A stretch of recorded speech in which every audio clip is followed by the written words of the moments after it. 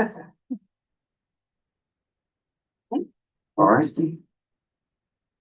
Call the meeting to order of the Albany Water Board on Friday, March 27th at about 9:05.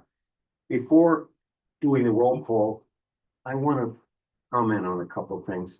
We lost last week a very, very important member of the water department, Don Carpenter. And I've known him for 10 years.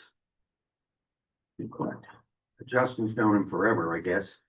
As his right. And he was just he just had such a joy about working for the department. And he started in security, worked his way up as a foreman. Everybody loved him. They had a sort of gathering at a funeral home on Tuesday. And I think what I saw on Tuesday was the best of the water department I've seen in 12 years. Almost everybody who works for this operation was there to honor Don. It was absolutely amazing. And there was a lot of joy, a lot of laughter, a lot of tears, but everybody, and people from City Hall came.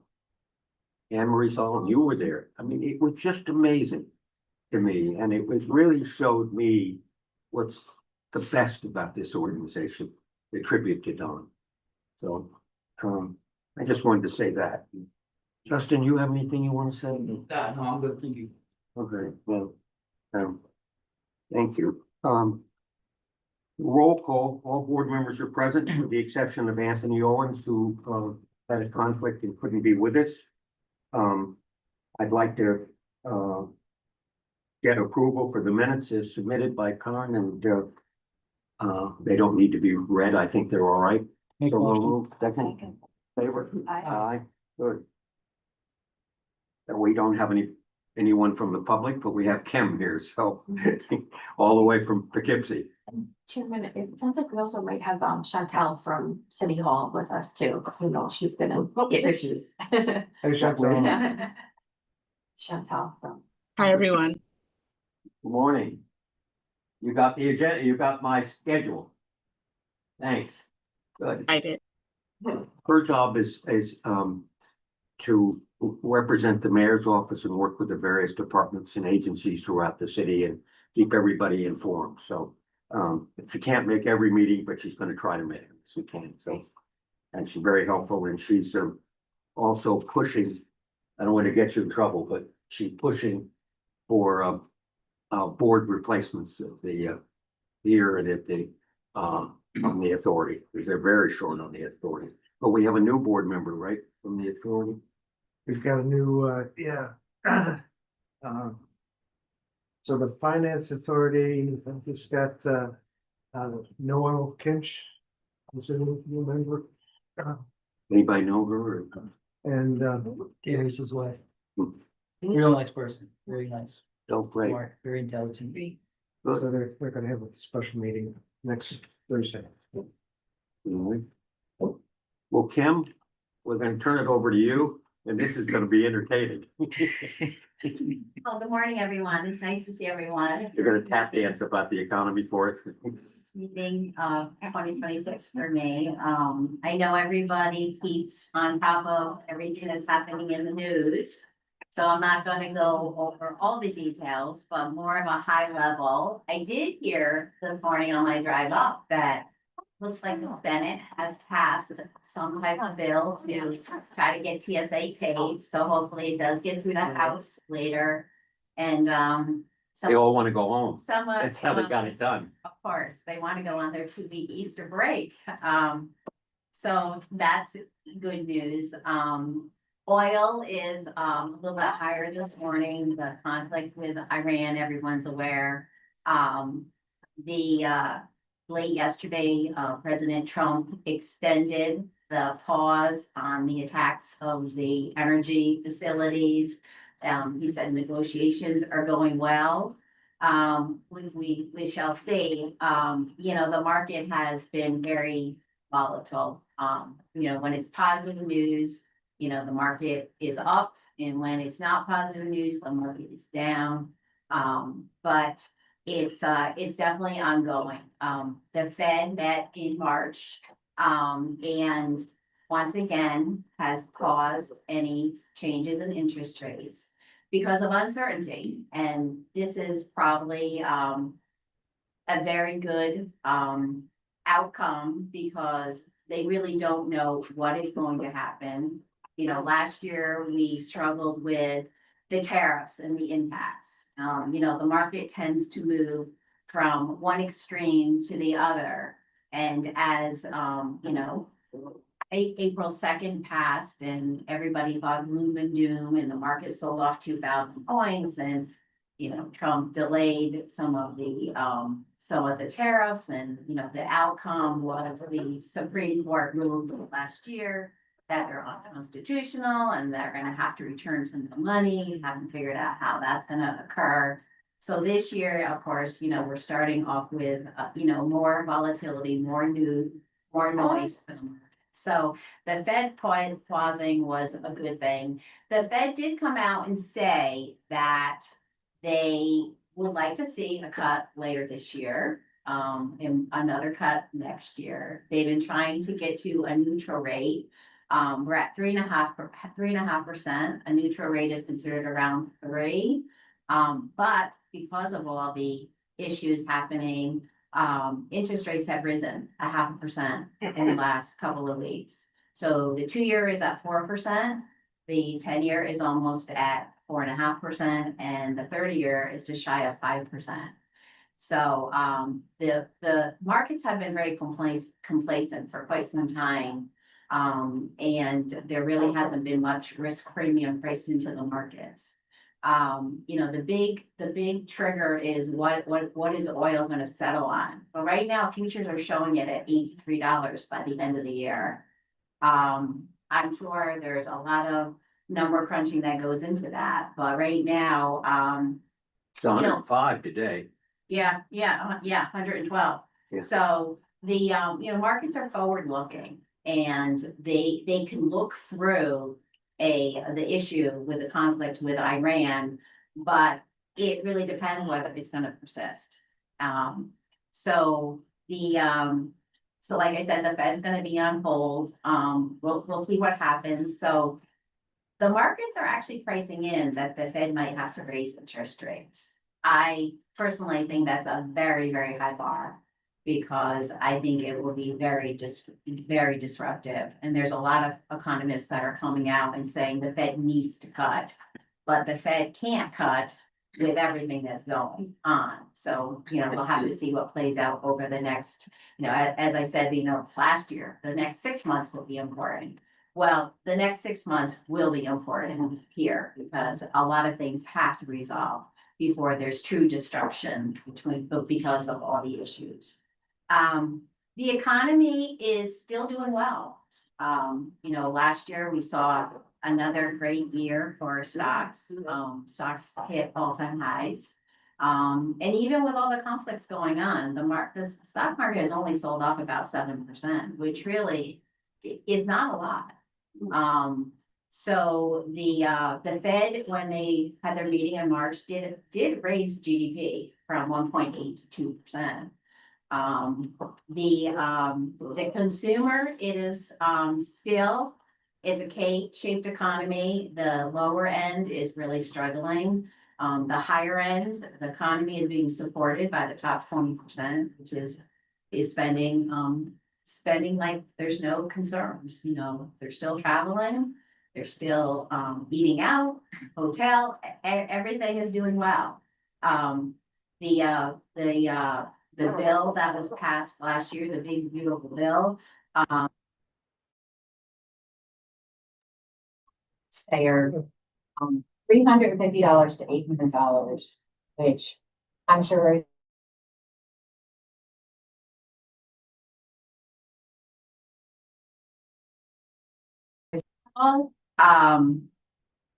I will have to say that I think, like I said, the next couple of months, we'll have to see what plays out and maybe there'll be less noise by the time I come back for the next meeting in June.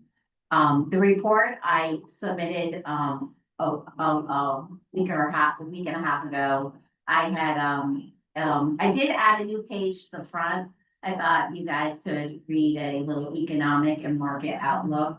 Cerity Partners has a very robust investment team and office, and they're always putting out information. And this kind of touched upon all the different areas that are of concern.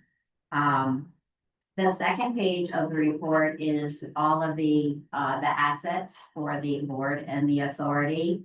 The board has a decent amount of cash on the books.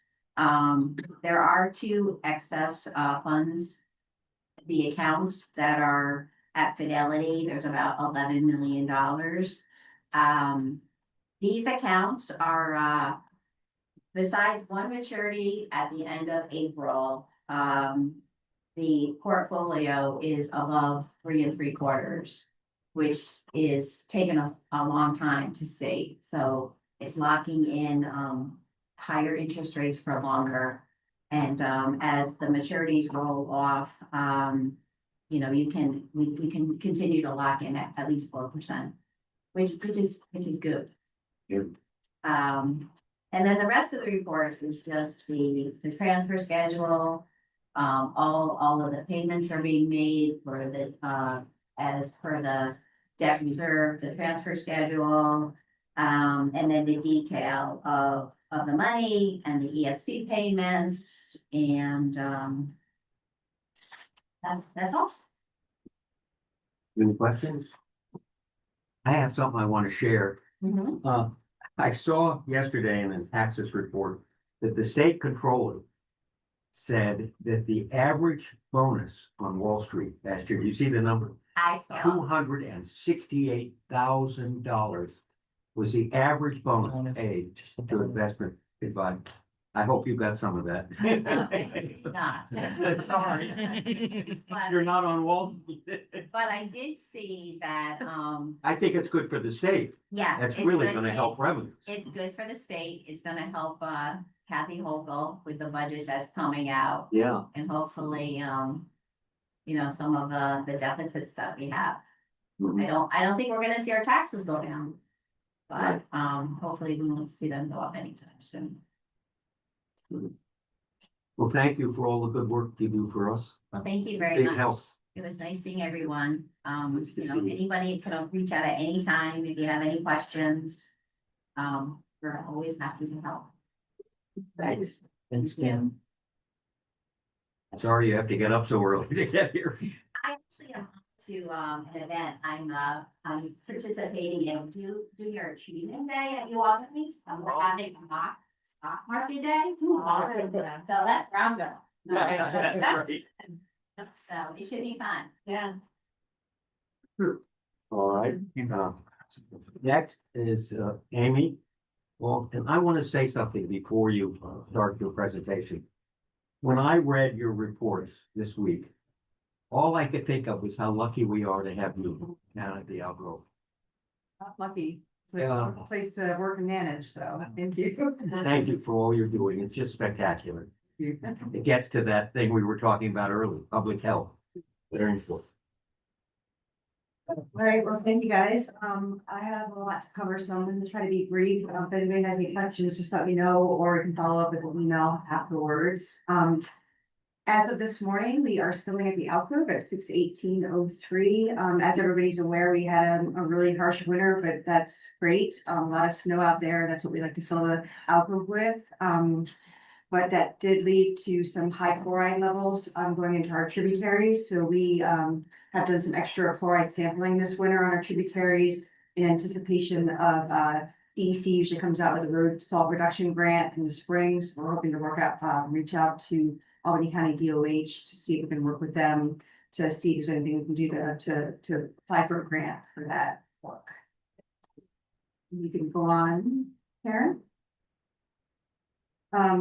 As Chuck was just speaking to, you all received a FSC update that we're required to put out every year for our TNC Working Woodlands Program for Stewardship Council for our sustainability certificate. We undergo a rigorous annual audit every year for that certificate. Our forest management plan is due for an update in 2028, in which we have to inventory about 1,200 plots. You can see all them in figure A, that we have to go out and do an intensive inventory of the overstory and understory. So we have 2 technicians coming on to do that this summer.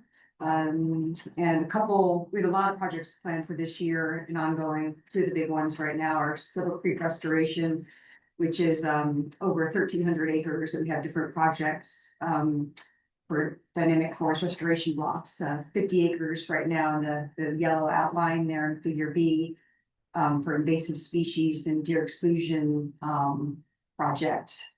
And then timber sale in figure C, which is primarily targeting the declining hemlock due to invasive species for hemlock woolly adelgid, trying to convert that forest into a healthier forest. I think that's it for that one. And that's we're losing out, but we get it on. As everybody's pretty aware of, we have the WIP land acquisition grant.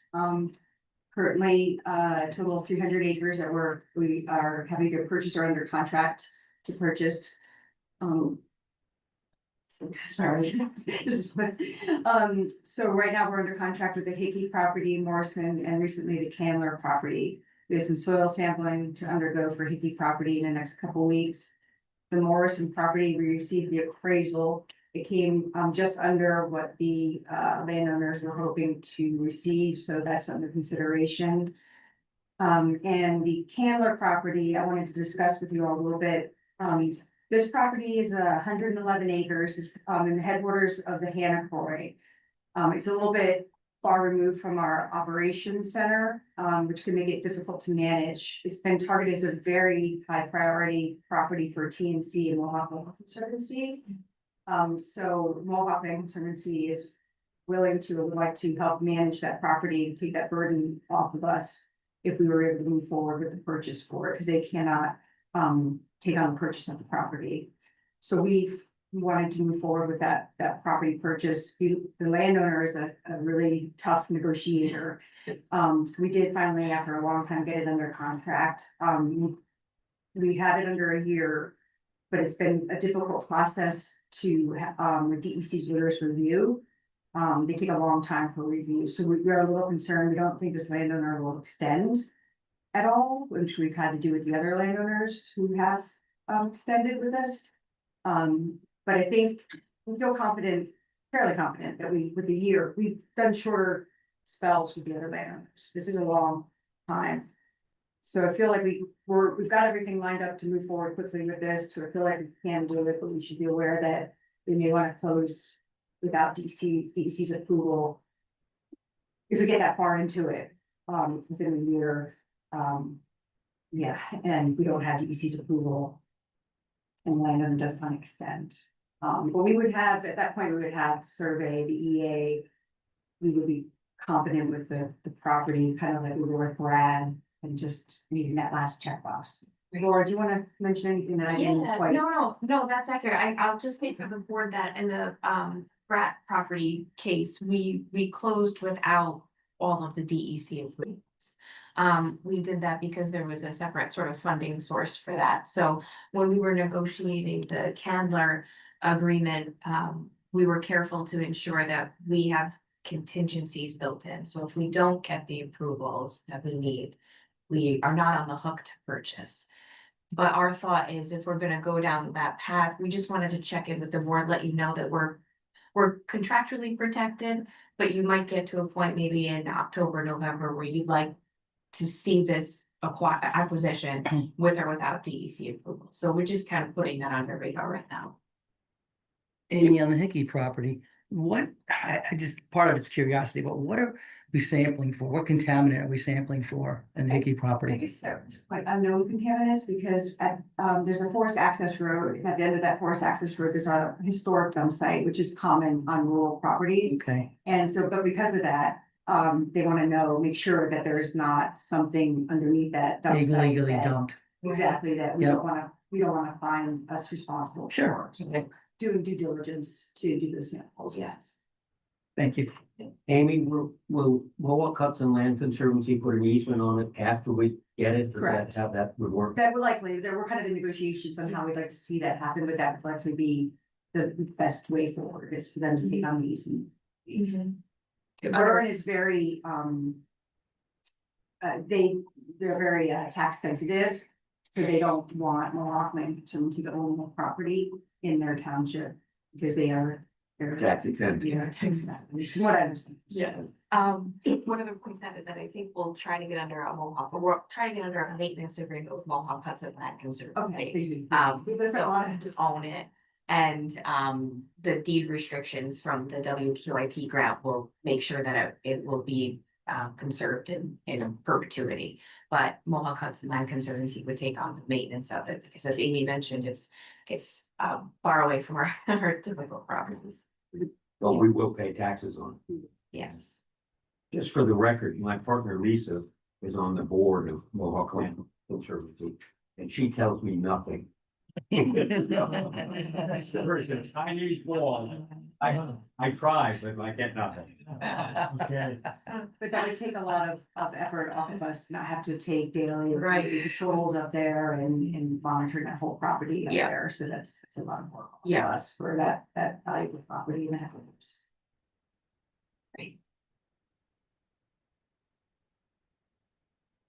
Anything else? A couple things, we have Silver Creek Quarry, which is on our property. It's a large for about 35 acres, I think. The history of it is that APD has had a shooting range up there for about 20+ years. And we've liked to partner with them up there, and it's been great to have a place to allow them to do their training. Just the conflict is that with shooting ranges, there's lead involved with that. So over these years, lead is accumulated in the berms that they shoot into. The fortunate thing is that they did build these berms with EPA's B&Ps.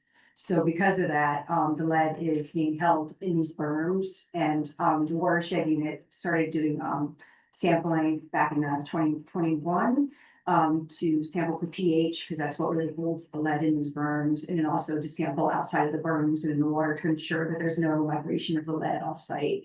So we determined that over the years, and then we brought in CT Mel to also ensure that as well. And they also confirmed that right now we have not determined if there's any lead migration and that the lead is being held on site.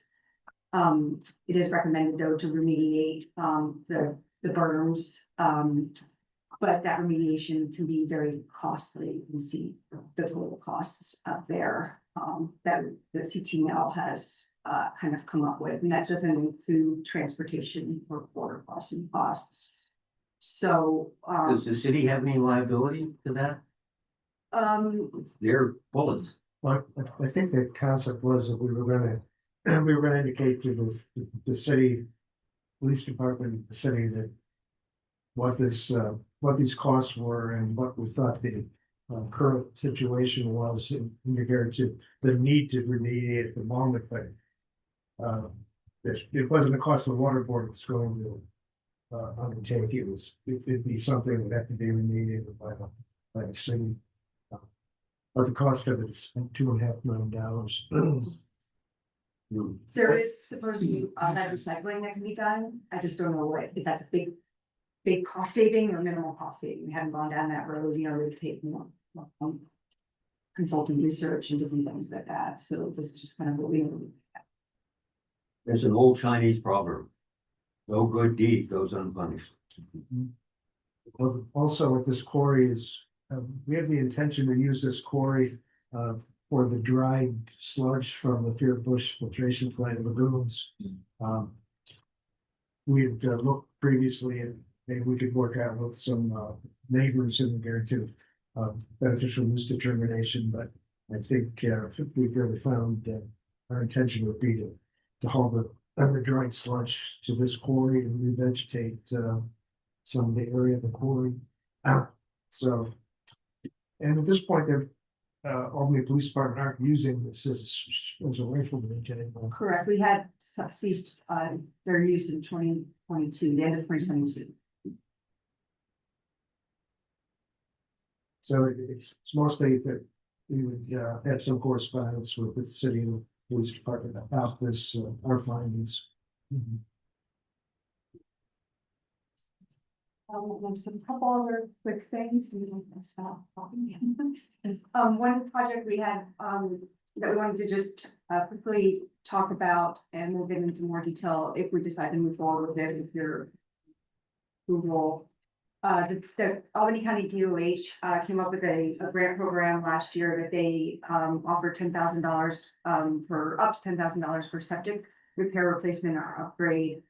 And the watershed unit did a lot of outreach in the Alcove and Basic Creek watersheds, and we found that we've known this, but septic systems are definitely a source of issues for our watershed.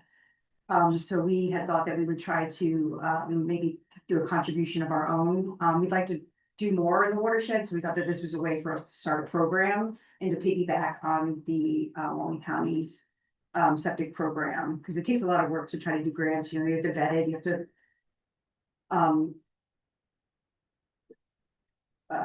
do a lot. Let me ask you an off the wall question. You're rich. Well, that's what we wanted to do, was to use. some of You the- get all this money from carbon offset. Yeah, Maybe 2,000 should be increased. well, we wanted to start here. We're hoping to do more with farmland and to maybe more with septics. They only have theirs is a 250-foot setback, so we're thinking we want to do outreach and see what the issues are. Maybe we want to do ours to be a 400-foot setback. So we wanted to do a kind of slow walk it this year. Outreach, to see what the issues are out there, and then we'd like to create our own watershed program. And then to kind of target the area that maybe Albany County can't target. I know there's areas that soil and water, they are not allowed to target. And there's issues like things you wouldn't think of, like gutters around barns that hit the newer storage areas, things like that, that might be better suited for us to kind of target. So we wanted to kind of get our feet wet, seeing how to handle this stuff.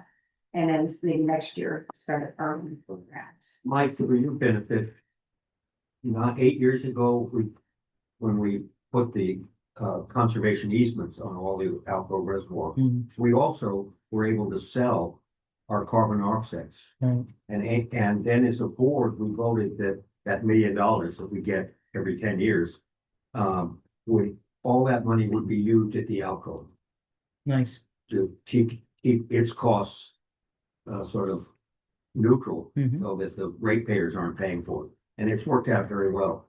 They've got new offices. I mean, they're very fancy down there. Took a while to get there. I have a couple questions about that, but is the Albany County grant for all of Albany County or is it specific to its watershed? So we've only really concentrated on our watershed. No, well, that's what I mean, if we piggyback that, I guess we have to make sure that we only are Yeah, properties that are. yeah, we have mapping done and everything for our tributaries, so yeah. Yeah. Yeah, I think we talked about not really concentrating on alcohol watershed, not necessarily Basic Creek. Yeah, we definitely, I'm sure now. Prioritize that. And it's cool on using their program to approve grants and then just piggybacking it is takes a lot of the administrative part. of it. Exactly, Right. yeah, so. Yeah. And then just quickly, we have Partnership for Regional Invasive Species Management offers technical assistance for free. And they've said that our application qualifies for that work, so we would get some of their technicians for free for the summer to do work for a week. It would need board support, so I just wanted to see if you all would approve that for us later this year, if they agree to that. Any questions, comments, or anything? Thank you very much. Thank you, sorry to go along. No, good. Buxton, you're up. The last 2 weeks for me have been very difficult, so I don't have anything prepared for those slides, but I still will go through my update. And Chuck, thank you for those words at the beginning of the meeting. I was probably a little off guard, a little emotional, so I couldn't respond at the time, but we did lose a very important part of our team.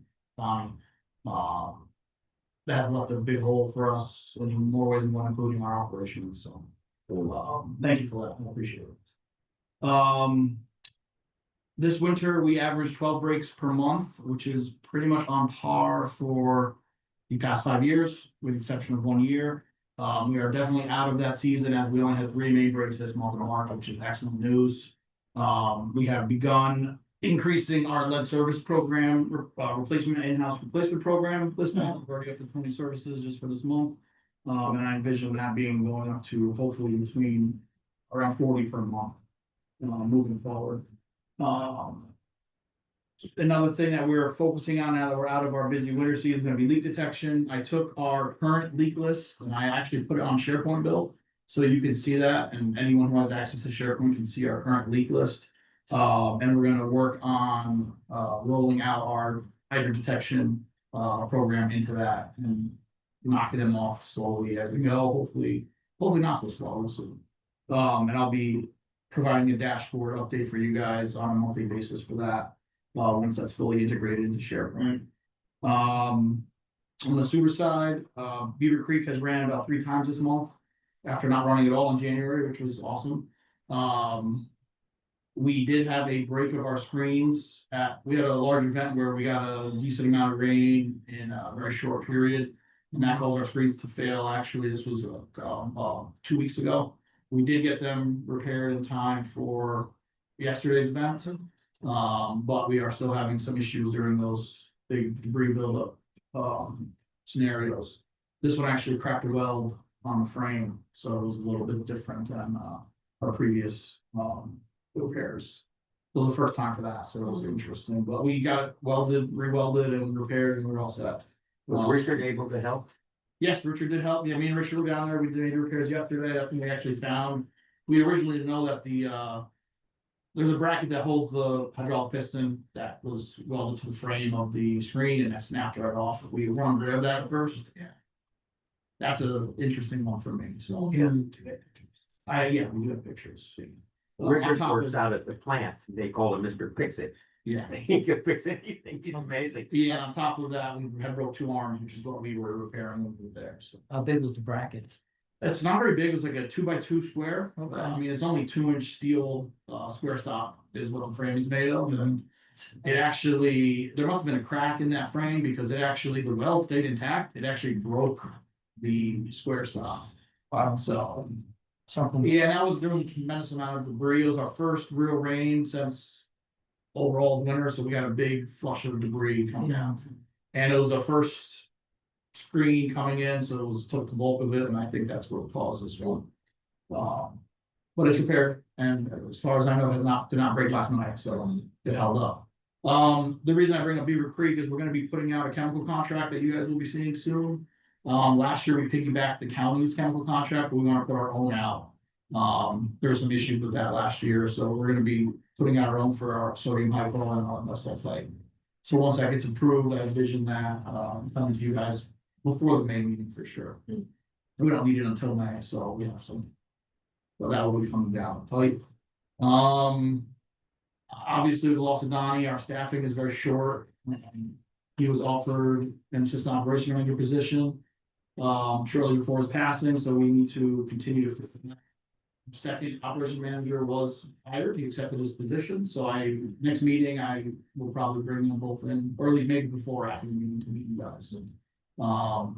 We're short 3 sewer operators still. Those positions are being very difficult to fill. We found. I think it's a CDL issue. We don't have a lot of staff with it, so hiring from inside is not working, and hiring from outside is very difficult for that type of work. So.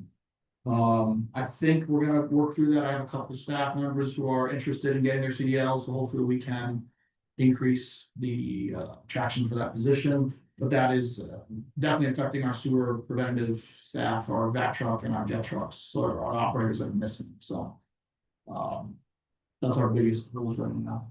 And with the hiring of the assistant operation managers, it's creating other vacancies within the supervisory staff, so we're gonna see a lot of movement. And until that all settles out, we're definitely working through it, but everybody is stepping up to fill in where needed with the loss, and I'm very proud of the foreman for that actually. So. How about the union contract? Is that all settled? That is all settled, yes, that was approved at their vote, overwhelmingly 108-1, I believe. Yeah. Who was the one? I don't know, I asked, well, somebody at PGS is yeah, overwhelmingly 108-1 in favor. So they're working on actually updating the language, but that is in effect. With that comes a lot of changes that will increase, in my opinion, our professionalism. We're moving back to uniforms for all our staff.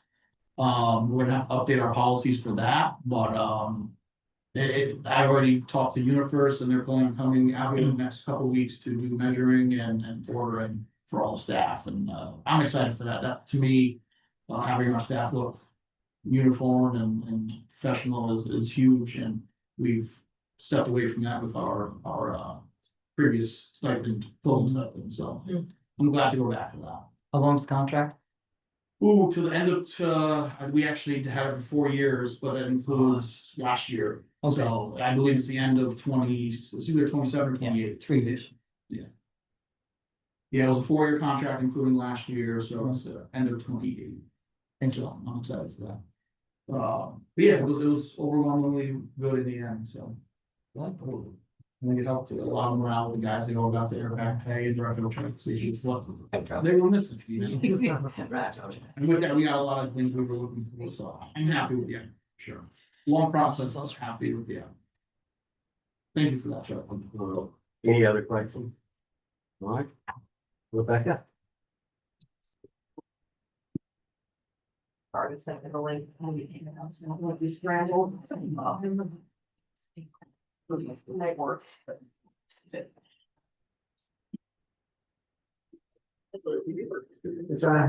Yeah, I know, I don't think, thank you. I said, the angle. Is that a better angle? It's good. They're mocking. You can see it. Yeah. Perfect. Sorry, I expected We- Joe to be here with photos of Bush, so I don't have those photos, but just briefly, aeration, we hope to have back online in the next month. Line feed, we should be turning to permanent line feed with the new building in late April. And then fluoridation, I don't know if we talked about it last time in this group, I don't think we did. We've had 2 different significant material delays. The manufacturer of the HVAC ductwork. FRP as a product in general has been really difficult for years now. And the contractor is not familiar with the product, and so that's been set back. And then internally, we were ordering our both stainless and FRP surrounds for our SCADA equipment. And we didn't anticipate that delay either, and that's actually the more severe delay. And it looks like we're gonna be complete in mid-June, so we did reset. It's in the agenda, actually, that date for fluoridation will push into June 15th as a significant completion date. Lake Park Learning Garden, starting back later this month, or I think they're on site now, actually, because this was for the staff meeting last week. Completion, I think they said in June now, Bill, there's a little back and forth. Yeah, I mean, we're trying to have it by July 3rd, but really before that, I think they're intending to open the park. The swimming pool is gonna open earlier this year, was a little bit of our concern, so we're trying to push them to be done in time for the swimming pool opening, but they haven't given us a solid date on that yet either, the swimming pool, so.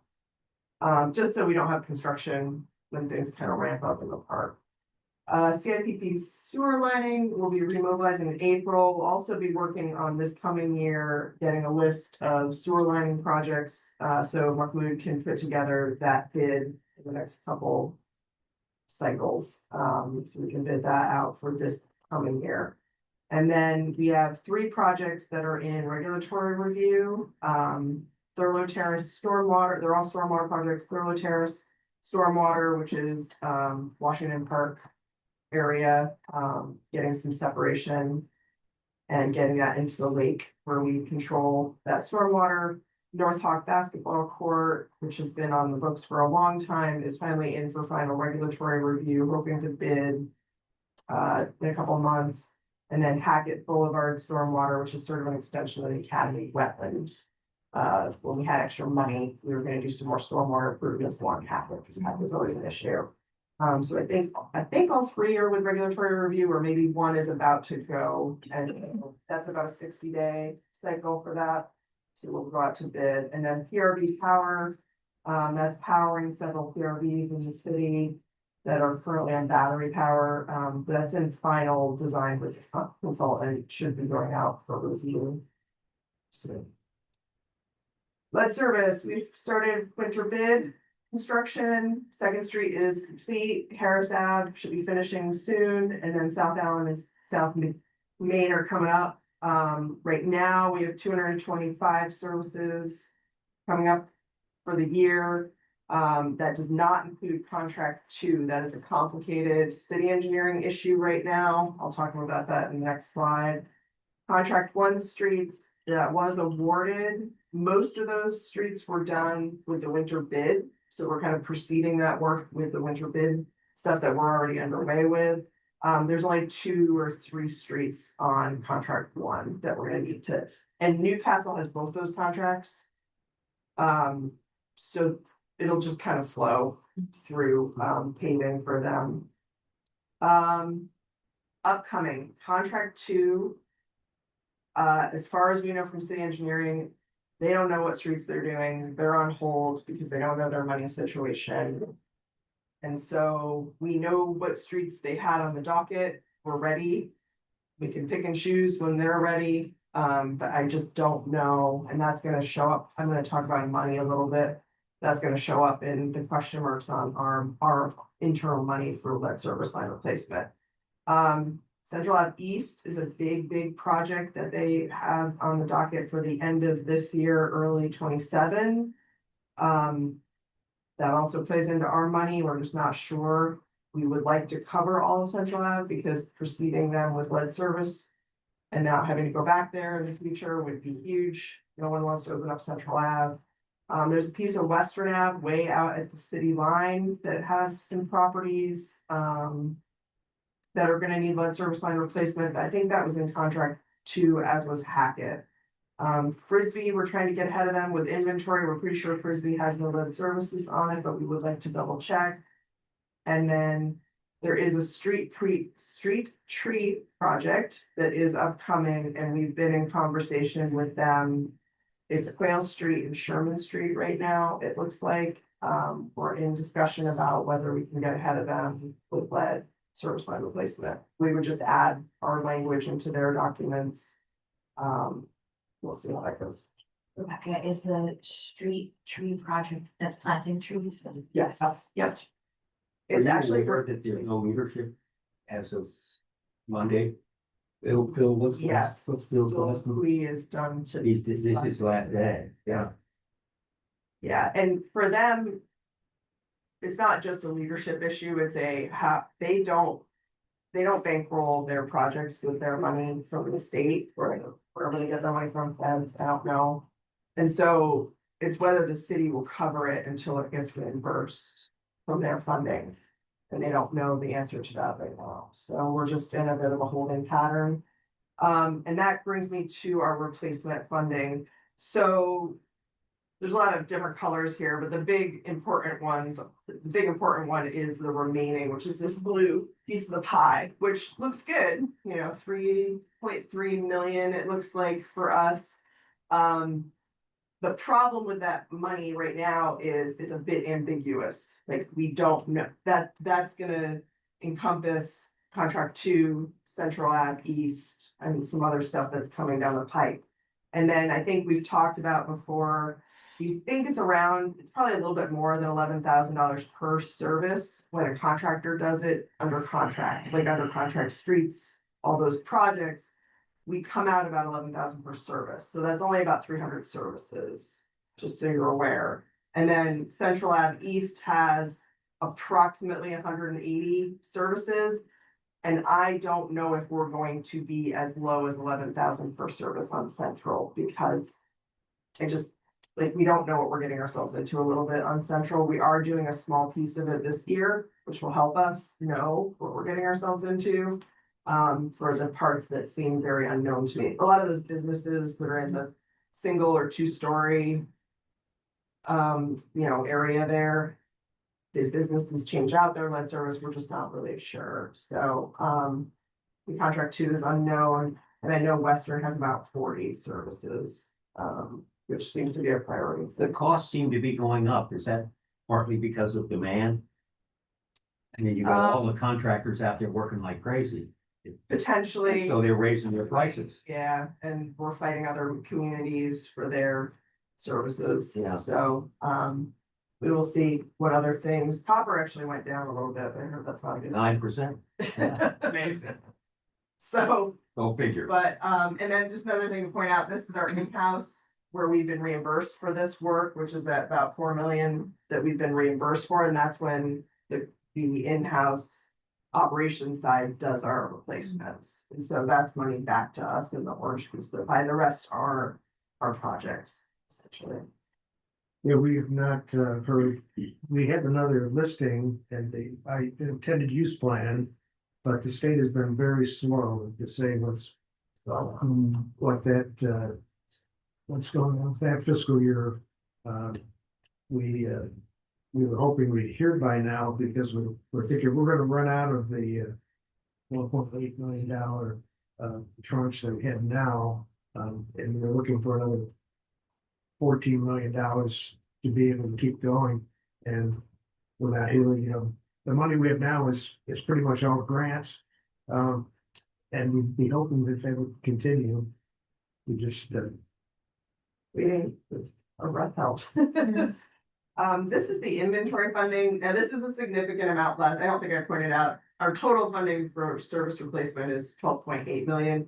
Inventory is $2 million. So this pie chart is just showing where we're at. When we do inventory on our projects, it becomes a very low number. You can see Central Ave is $5. The contractor throws different, it's a unit price for this. So in that case, they just have a very low number on it. But we don't spend a lot in our construction projects because when we find lead, we replace it and it becomes a replacement. The only time that we're using the inventory funding is when we're finding out that we had non-lead copper service when we did. And so we don't spend a lot in our construction projects. Right now, we're almost, we gotta send it out. I just have to review the last version for in-house investigation. So we do in-house potholing, investigative potholing. And right now, with what we've done so far, we're coming up with a number around 440,000 of that money could be reimbursed to us for our potholing efforts. I got to do a little Who bit. reimburses us? That's State. the state. it's a grant. Yeah. So we want to use that money. Yeah. Yeah. Because we'd like to ask for another 2 million because we think they'll continue with that grant program for the inventory. Right. So once we do that, we think we can bill for those X number of services about 440,000. And then going forward, we're seeing for in-house investigative potholing, it's about 1150 per service. Which takes a while to accumulate a large amount of spending on that. And so if we do 200 a year, I'm working it out to be about $230,000 a year. So going forward, if that's the rate we're doing. The long and short of that is we're not spending it fast enough and we probably need to put out a bid to pothole. Like for a contractor to pothole. Per service, that's more expensive, likely just from kind of gauging from their bidding in the past, and it might go up a little bit because that would be all they were doing. As opposed to replacement and potholing. So You have to put it out for bid, or could you use Calvert just in the service? No, we have to put it. we have You to, have to bid it. Okay. Dumb question. because of the, yeah, no, it's because of the funding, because we have to meet the requirements of the funding, so. Quick, sorry. Going up a little.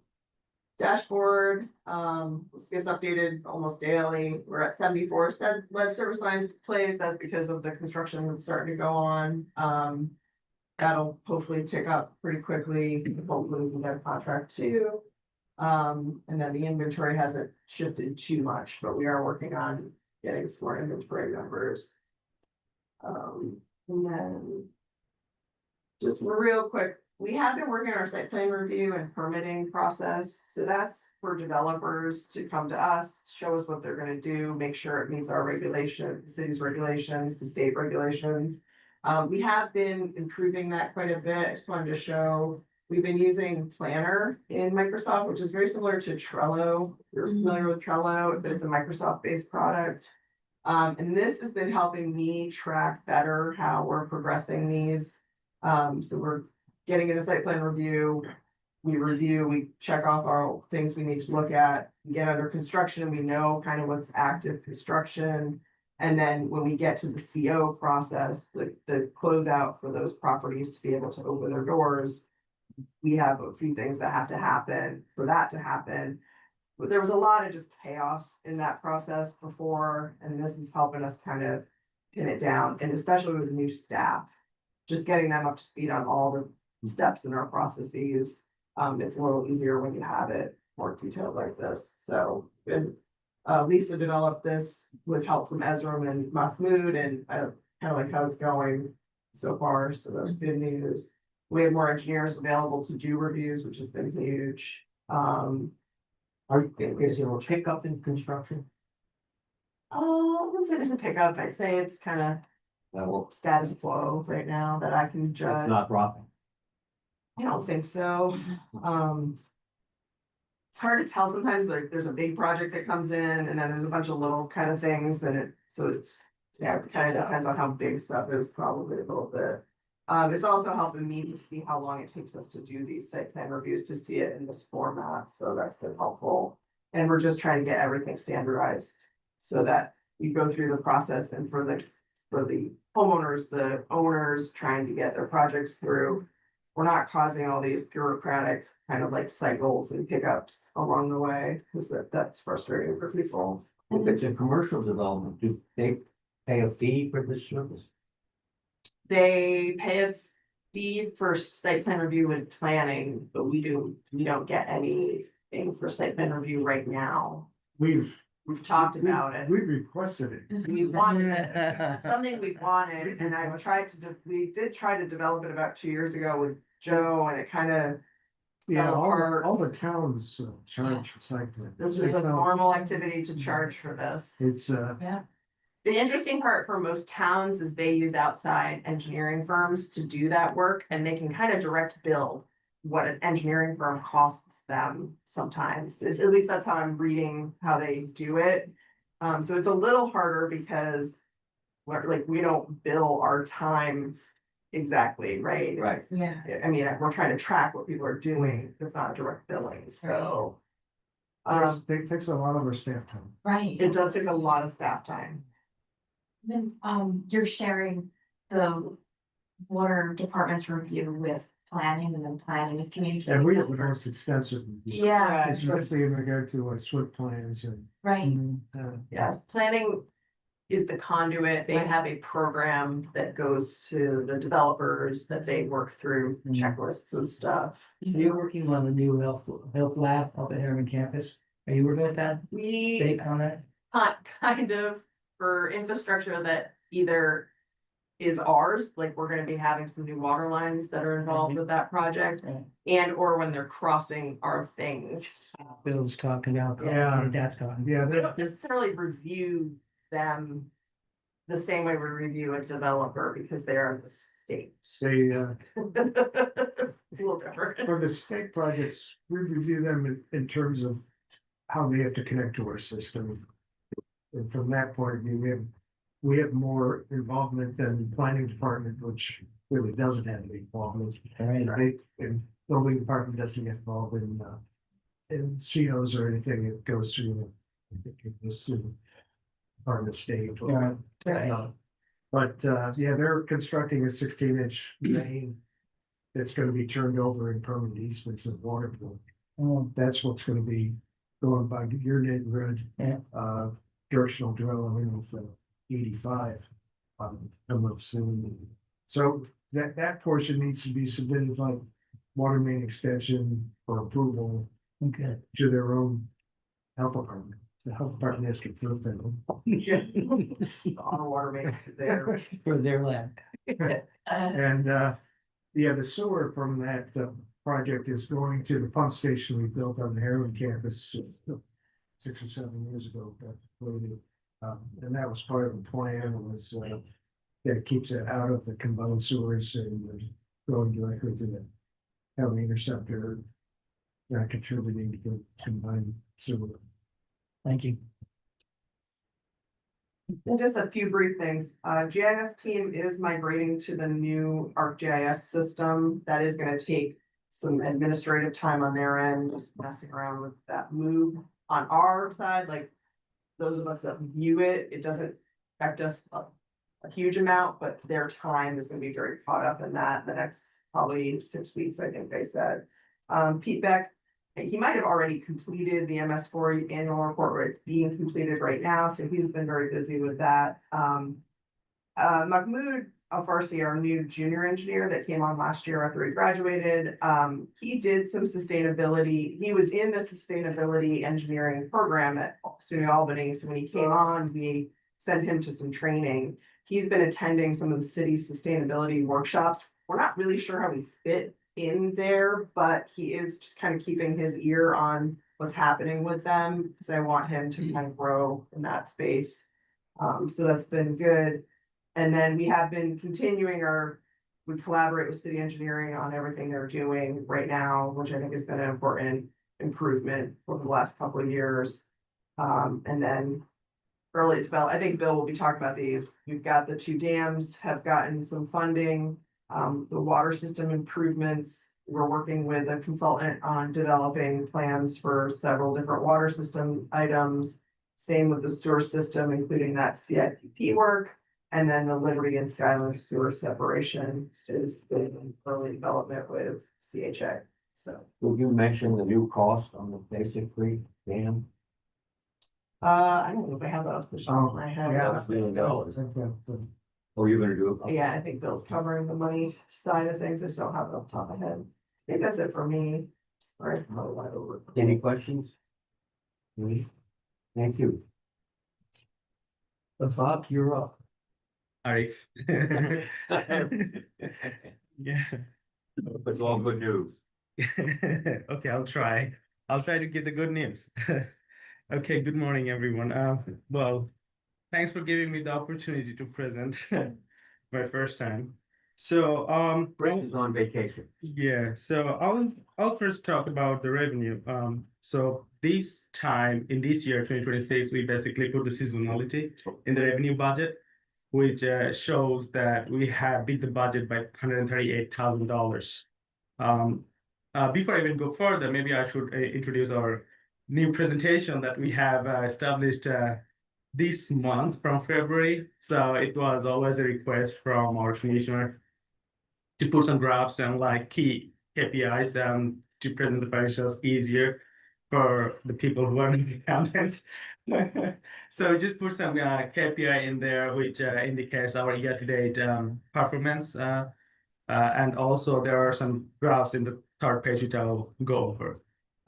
So yes, as I was saying, like we put some seasonality in our budget this year. So that shows like we made some progress in the revenue. However, if we look at the cash collection is a little bit lower, basically 9% compared to last year, which indicates like last year at the beginning of the year, we had some issue with the lockbox deposits. So which initially supposed to be deposited in 2024 December, but deposited in January of 2025. So which was, that's why it was higher in 2025. If we look at the expenses, it is decreasing due to the ERP system issue. So it's not basically like high performance on the like cost effective way. It's just we're delaying the payment. That's what it is It's basically. not cash basis, so it's. Right. So this is cash basis. So it's not basically showing the true picture of the costs. However, the next one we indicated like in here is the year-to-date billings, which we also established new this time. Like we always was showing the cash collections as our revenue, but we also put the revenues, actual billings to the customers to differentiate or compare what actually we are collecting and what we are basically billing to the customers. So our bill was like 6.8 million for first 2 months of the year. which shows the increase for 4% from the prior year. Yeah, so and the next one is like our consumptions, which is also the new things that we put in the system in the report. So it shows that our revenue was increased. However, if you look at the consumptions, it decreased by 6%. So it shows like Justin's works on the, I know the water main breaks, like all those sensor things that they're fixing those breaks, so that basically reducing those consumptions, like our waste of our waters. So that's why it shows like we have less consumptions but more Well, revenue. But this is just the meter consumption. It doesn't have anything to do with the fixing the leaks. This is just, this is the billed consumption, Right. right? And this, we've been trying to track because we've seen a reduction in water plant production, Okay. and we're trying to decide whether that's a leading indicator for reduced usage of potentially in the revenue. So decrease of year-to-year consumption would be a maybe trend. Okay. Maybe we have to look a little bit more into that. Is it correct to say that anyone who is not paying it pay their bill timely is getting 5% automatically on the system Right. and We, then we, 1% thereafter? correct. Yeah, we started that again. So I think year to date customer penalties was $33,000 for first 2 months. Okay. So the next page, we have the accounts receivable balance. If we have the details financials, we have the accounts receivable balance is basically like 3.4 million, which shows really high, but most of it is like SUNY. So they paid up to November, then December, January, and February was not, it was due up to February. However, Mr. Simcoe helped us. So we got $1.5 million already deposited to our bank in March. So they're also paying the remaining $786,000 for February payments in the March. So in total, like if we count the accounts receivable, which is like basically 1.1 million, which is like as usual, which is really good. Do they just need a reminder? Well, it was, they were actually mailing the check from Texas Right. to make their payments, and we all know how the mail's been due. Yeah. And so we've talked to them, there's a way we can, like, we were mailing the bill, and I think our mail was like going to Hartford before it goes to their location, and you know, there's New York Creates and the Research Foundation and who's handling the bills. We needed to reach out to them. Now we've got an email address that we can email the bill, so it gets there faster than the US mail. And we've asked them about a way that we could have automatic payments into our system rather than, and we're trying to see if we can set that up. We don't know, but we're also told that they had maybe got another location that would send a check that wouldn't be Texas. So we're trying to get that faster since it's $700,000 or $800,000 a month. Right. Running Right. So I think the next line we already okay, so yeah. So it says that lower 2026 expense reflect payments held up at the ERP system at City Hall. However, we have some good news for like we were always struggling to get our requisitions approved, which is basically the prior steps to get purchase order. So there was like a massive workflow, like one person has to approve it 3 times. So City Hall worked on it and we fixed it. It's just only 4 steps now. So things are gonna move faster. That's great. Yeah, last week they fixed it. So from this week onwards, it's gonna move faster. So we have like 362 requisitions in the pile. However, we have got 116 approved out of it. So it's only 33% approved so far. For the invoice purpose, that's another great news, like Treasury is up and running. So they are paying the checks and they're even faster than last year for the operational expense. So we submitted around like, I have the numbers here. We submitted around like 183 invoices so far, and we got 153 paid and approved. So it's really good What a news. change. Yeah. However, the problem the problem we have is with the capex payments. So we still in the process of deciding how the purchase order is going to work or roll forward from the last year. So we don't have active purchase order in the system in order to submit the capex invoices, which we are a little bit worried about, to be honest. And also we haven't got any like definitive plan like to pay how we're gonna pay the capex. Maybe there are some discussions going on, like if we can pay it in-house, or I'm also we're having a training today in order to see how the projects are gonna work in the new ERP system, like so that we can track the project expenses too. So we have a training on that. You do that here or you go to City Hall? It's gonna be online. So Chantal, she's also our chief purchasing officer at the City Hall currently. So she set it up for us. So Rebecca and Muhammad is gonna join in that.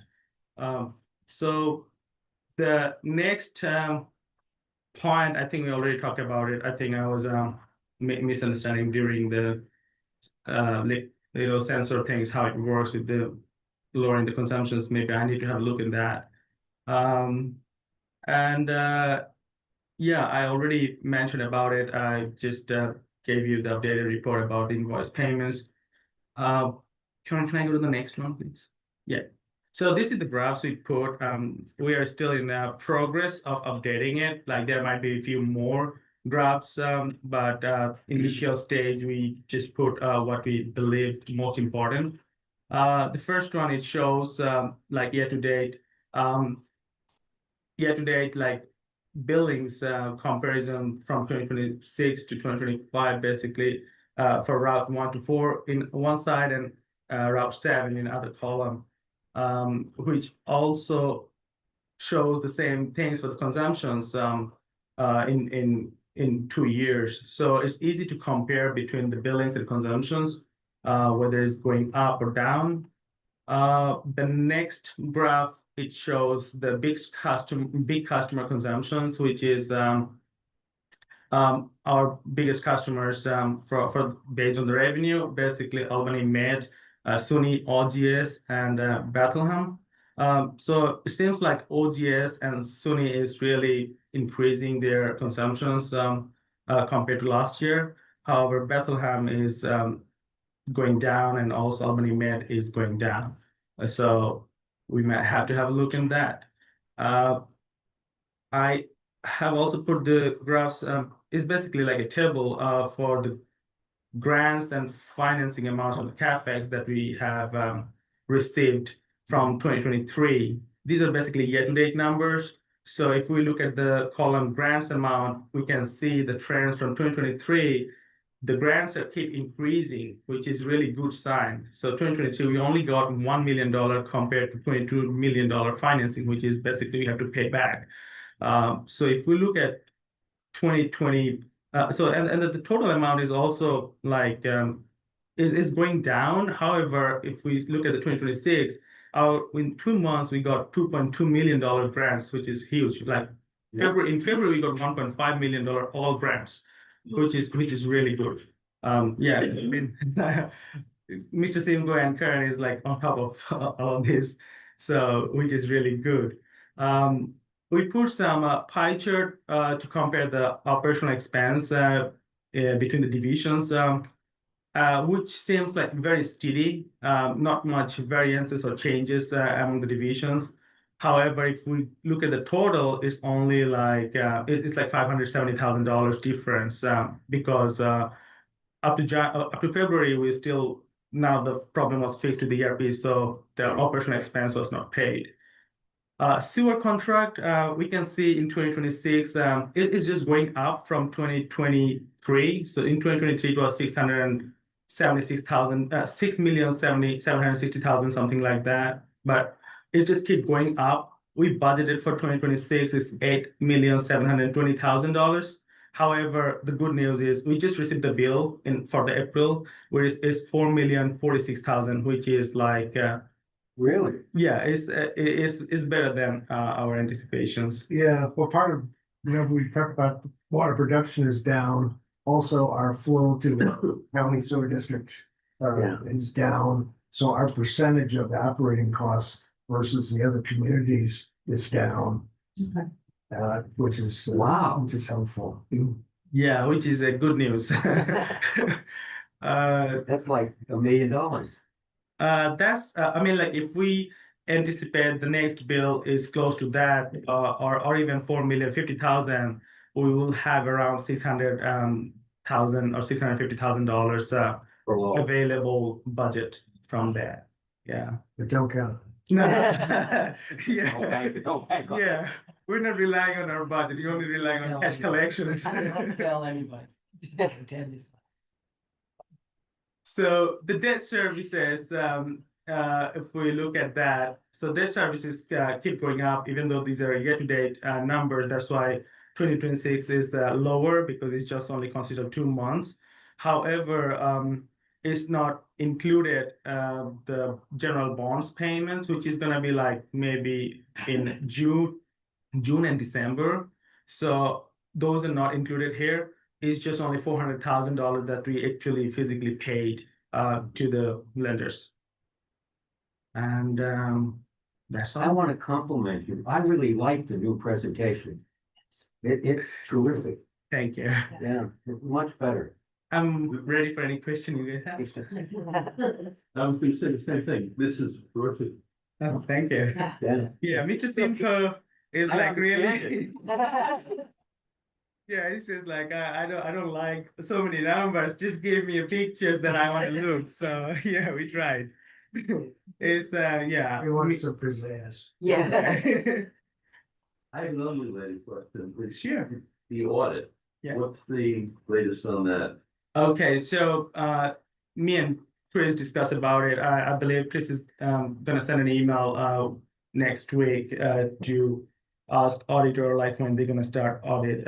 So we are planning for that from first week of April. Yeah. Okay. Thank you. Yeah. Bill, you're next. Anything you want to add?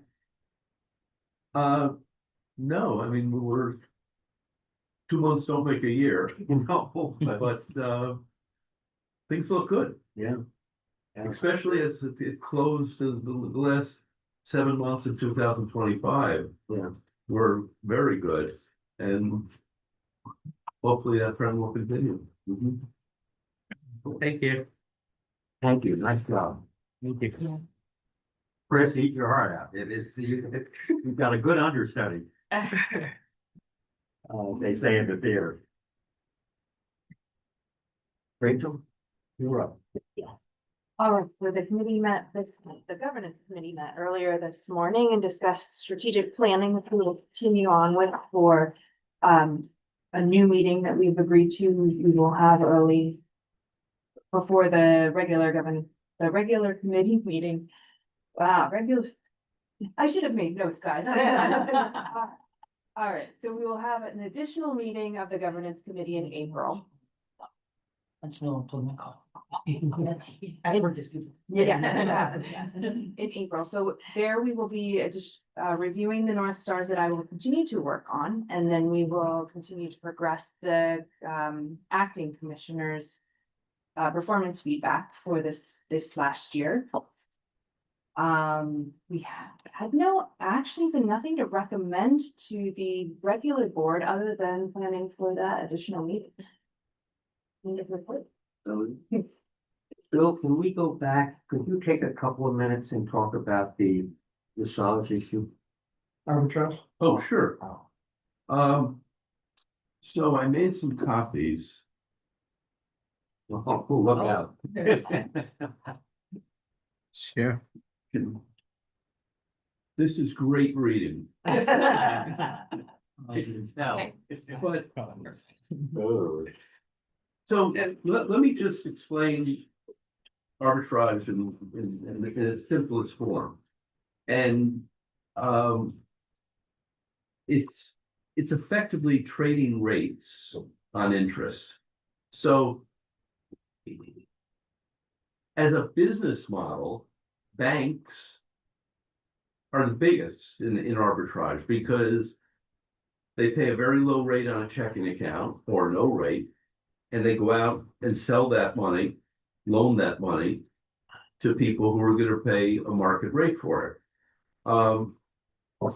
And what happens here in arbitrage is that, well, 5 years ago in February, we refinanced our bonds. And we got a very good rate because the economy wasn't doing well. COVID was out there. It was, the timing happened to be perfect. So we took our, what I'll call our big bonds, not to be confused with what was talked about this morning about the big beautiful bonds. The big bonds, these were our bonds, have nothing to do with this because we borrowed exactly what we had. We just got a better rate. But we also got the underwriters to give us $25 million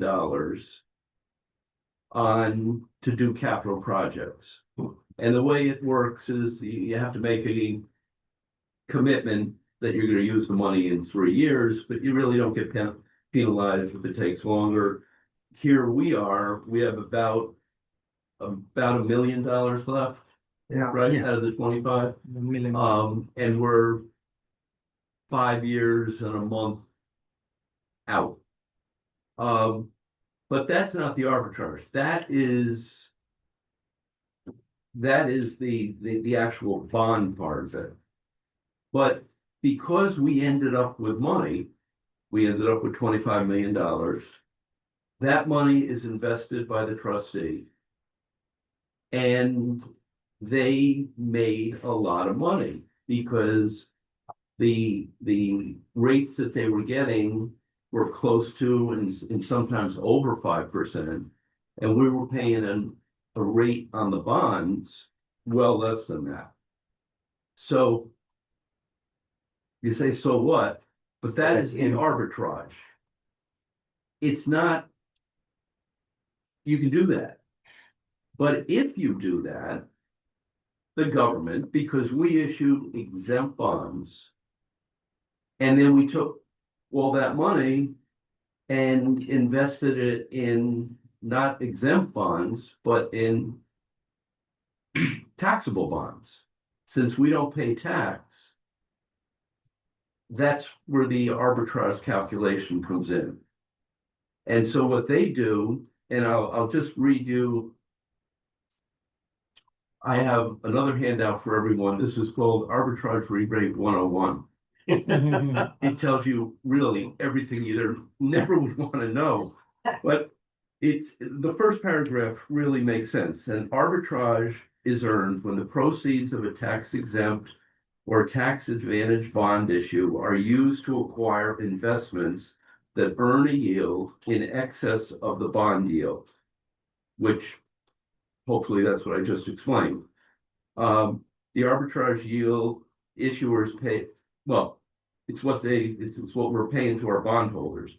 But the liabilities are measured by computing the excess amount earned on the investments over the amount that would have been earned if the proceeds were invested at the bond yield. So that is why we have to hire someone, and we hire, these are the people from Amtech. I'm not even sure where they're in Connecticut, I think. And there's no one around here who does this stuff. But they make all kinds of calculations and come up with what the amount was that we earned. In other words, they're getting all this information from the trustee, and they're computing it, and they have determined that the arbitrage that we did resulted in Let me just find it, 100 and something. 146,000. Well, Page 4. yes, that's it. Page 4. We owe the federal government. And it's unrelated, there's nothing we owe New York because this is a federal, it's an IRS issue. We owe them $163,000, which has to be paid before the end of April. And that's really what, it's not like we're losing anything. Just we're It's- paying taxes We're on the giving income. them back a portion of the excess. And you might say, well, why wasn't it invested in a lower rate to start with? Then we wouldn't have to go through the nonsense. You still have to go through the nonsense, but what would have happened is because rates are constantly changing, you can't find a number that will keep you safe. So you go through the whole thing, we have the use of the money, now we have to return it. Are we returning all of it or just what we? We're returning What's the rate? $163,000, which is a portion of the interest we earned over this 5-year period. What's the rate that we're paying? It's a tax in a sense. It's a tax. There's a tax, the 1-page tax return in the back. And for those that like to look at IRS forms, it's an 80380 T. I see it, yeah. And one of the benefits we do get is that once they make the computation, you only have to pay the government back 90% of it. So it's not like we should have done something in a different way. The trustee did what they are responsible for doing. But now we have to pay that back at 90%. But we made 10%. We made 10% that we could keep, correct? That's a pretty high rate. Like the old days in the 50s. Right, but if you're a municipality, you don't have to do it. It's where you're an exempt organization that you have to do it. And so any questions? Like, The razzle dazzle them. And we don't do it with EFC financing because they're holding the money and we aren't. right, now, and that money can come out of our fund, out of that million that hasn't been spent. So the thing is that I'm not sure how they are going to pay it. I think we planned about like we're gonna file a check to the IRS out of our account, so by passing the board resolutions and like finance authority. You can do it, That's easier. the money is fungible where it comes out of, and since we still have that, Right. we can take it out of that. And it's we due, it's not due now, it's due in I think another, April 24, the end of April, I think. correct, yeah. Right, And the 90% is $146,000. So right. that's what it's to. So we can request the trustees to take care of it. So this is really a great thing to read sometime. Yeah. Or, yeah, they take Family love. Yeah. Yes, Yeah, yes, make my daughter take a photocopy of each page and say summarize this. Tax form. Thank you. Have tax form for this. Yeah, tax form for. Even for this, yeah, thanks. All right, moving on. Bill Kimco, you're up. Oh, let's see it. I was requesting the year the chair. Wow, so I can hear. reading. So I think everybody has a copy of this. I was requested by Human Resources to prepare a Gantt chart. We haven't had a Gantt chart that everybody before, but this is actually Justin helped me work with all this, or just to did this in Excel. But this is what 145 employees on the Gantt chart looks like. And now that we know how to do it, we're gonna play around with it some more. But you can see like the amounts of employees under each of our different divisions. I think human resources just wanted to be looking at titles and how many people, how many reports each of our different leadership people have. But that's And if there's a vacancy, it says so. right? yeah, no, so if you've got very good binoculars, Yeah, that's- you could read this, but that's just to show you what we gave to the human resources. We could give you a PDF if you want to be able to I'd like zoom to see in, that, yeah. zoom in on that. Bill, the number next to, is that an employee number? Is that an individual? Just the position Just a number. position number? Okay, Yeah, gotcha. yeah.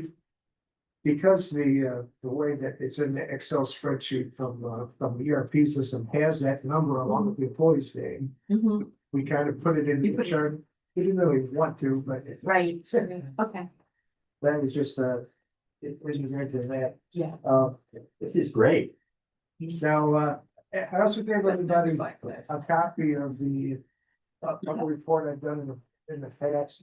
I don't really want to go into detail with each of them, but as was mentioned, the bonds of 2021, we're just on the last $1 million. Probably that'll be drawn down pretty quickly here. We finished up with the Harriman water booster pumping station and that one online now, it's in service. And most of that money's going to be used on the line equipment from Superior Wood. The water comprehensive plan 18523 is pretty much done with this, the last spending of that. And 18903, also that's one of the doing our major water plant work. That was down to the last 900-some thousand on that. There's more scope that the health department wants us to do because we had indicated we're going to do some more projects. And we're trying to determine now if we're going to be looking for additional amendment of that financing, but we don't have that really scoped out yet. As was mentioned about costs, we had Schnabel Engineering update the budget costs for the two dam projects. And these $11 million that you see here, each project is about $11 million. That includes a pretty big contingency amount because EFC really allows you to put the contingency to these. We wanted to have a big number also because we want to do new bond resolutions. We're going to have a meeting with Finance Authority next Thursday. And with bond council guidance, there's going to need to be a public hearing. There's going to need to be the revisiting the financing agreement between the board, the authority, and the city. And we want to start the process. So, you know, they got our $2.5 million grants for each of these projects. We're going to need to show that we're in the process of getting the rest of the financing. They don't want to get grant money when but people don't know all the different funding sources they're going to need to fund the project. Bill also told me that the finance authority will conduct the public hearing. It won't be us. Well, I think it didn't really matter exactly. I think at times you've chaired the public hearing. On the rating, yeah. We get good at it. I've done it a lot. But in any case, it's a public hearing in regard to the change to the financing agreement and if you need to go through the public hearing before they can actually do the amendment of the bond resolutions. So we have to get that scheduled down because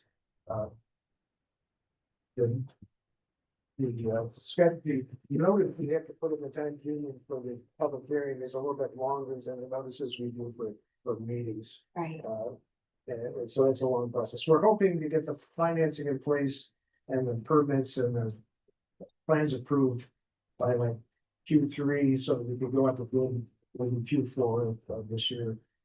So that's what's new with that. We did get on the next page, the 19554, the water main project, we have that financing in place now as of March 5th, so we can move ahead. That's, it's gonna take a little while to get the zones going. We talked about the lead service line replacement with Rebecca. And we've talked about fluoridation of Rebecca. On the third page, you still have, we're working on a long-term control plan. Mostly that work is involved with stuff going on at the hose right now. And Troy's got some work. It appears like we're gonna have money remaining from that financing, but I wanted to mention something at the end of this list. You go down to page 4. We now have the money in place for the Pillars project, and the sewer collection project, and Rebecca was mentioning, those are in regulatory review and permitting. So the money's in place, and pretty soon we're gonna have approved plans and specs to move ahead with the beginning phases on those projects. The same is true on the North Hawk. We don't have that financing yet, but we're anticipating that's gonna be soon.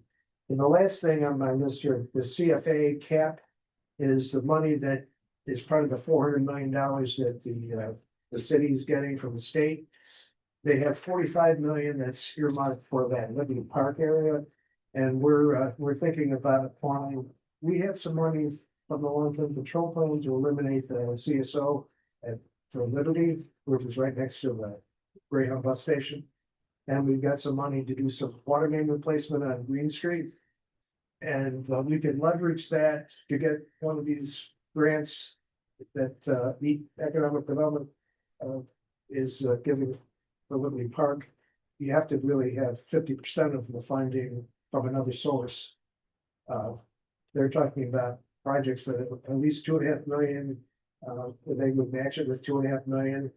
So we would like to apply for use our money we already have in place and look to be able to do more water and sewer improvements in Liberty Park so that we don't end up with new development and public water mains. Right. Of that facility. So that's what we're planning on doing. We've been talking to Captain Albany and city engineer's office about that. We don't really know what if they're going to keep the existing street pattern in Liberty Park. But we think we can tee this up to we're already going to be spending some money there, and as a development becomes more clear, we could utilize some of that money. Those parts. Can you talk about 48 Hudson, or should Justin talk about it? Historic Albany is rebuilding the oldest building in Albany. And there were no sewers and there were no water. There was a sewer. Huh? There was a sewer. It was damaged and connected to the Wrong thing. existing, the wrong sewer. Yeah. Connected to a storm sewer, but the building's been vacant for however many years. Oh, yeah. So we advised them that they needed to make sure that was sealed off correctly and connect to the proper sanitary sewer. Which I believe, last I heard, they were putting a grinder pump in and going across the street. Right. But yeah, that building's been vacant for, I think they said since They're 90s. like the only building left in this Yeah, exactly. redevelopment of Liberty Park that capitalized Albany purchased all the land around it. But that one historic building remains. And part of it's really old, and there's two more parts of it that get progressively newer. Additions. Everything that Take a tour of it, it's quite interesting. I forgot to mention, I was thinking of suggesting to the board that we make fishing at the Basic Creek free and suspend our fishing permit process. It takes up a lot of our customer service time. It doesn't earn much income for the board, and we're gonna end up shutting down basically for dam safety improvements. I haven't That's a great idea. I haven't heard anybody object to that idea. No. How do you all feel? It's all right. Yeah. It saves staff time. That's. Just basic though. We don't Do we allow? Can't fish on Yeah, that. fish in the Don't- alcove. Don't you try. Quick question. Mayor Corning used to go out there and fish. Was that called Rondell? I've seen some pictures of fish that came out of there. From a I've seen security fish standpoint, out of there. do we only allow people with permits on our property? Or do we allow anybody on our property, anybody? Because just from a security standpoint, it'd be probably nice to know who was on our property at a reservoir, even though they're backup. Um, I just don't know how we manage that program correctly, so. yeah, go ahead.